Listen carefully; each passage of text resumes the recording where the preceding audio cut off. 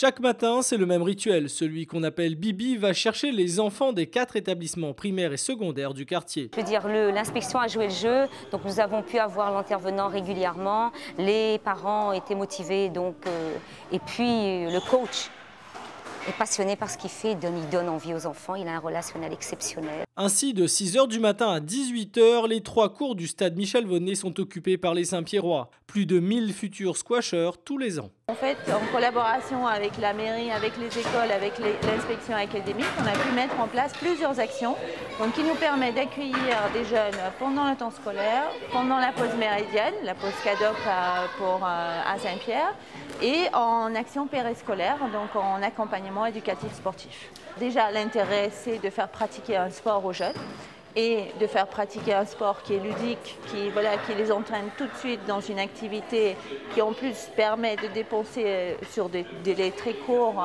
donc de façon très intense. Donc on veut rapprocher le squash de tout le monde, on commence avec les jeunes et petit à petit, effectivement, on a les parents qui viennent, qui découvrent et voilà, ça va suivre son cours. Vous voyez sur le terrain les joueurs sud-africains qui sont là pour les internationaux de squash, donc ils font leur entraînement du matin et ils vont jouer ce soir. Jusqu'à la fin de la semaine, les jeunes peuvent aussi côtoyer les meilleurs mondiaux de la discipline, des athlètes accessibles comme la championne sud-africaine. Honnêtement, j'ai déjà joué avec des enfants, mais jamais autant. C'est vraiment la première fois que je vois tant d'enfants passionnés dans une si petite île. C'est incroyable de voir l'intérêt qu'ils peuvent avoir ces jeunes pour le squash. C'est vraiment super parce qu'ils sont l'avenir du squash de demain et il est essentiel de les prendre en charge dès leur plus jeune âge, car ils vont s'améliorer en grandissant. Ils sont le futur pour la discipline et c'est pourquoi c'est si important. Au total, 13 joueurs dans le top mondial feront rêver notre jeunesse jusqu'à samedi prochain pour les finales. Une rencontre qui risque d'être une revanche des championnats du monde par équipe de la semaine dernière entre l'Angleterre et l'Égypte. La semaine dernière, c'était bien. Cette semaine, c'est beaucoup plus relax.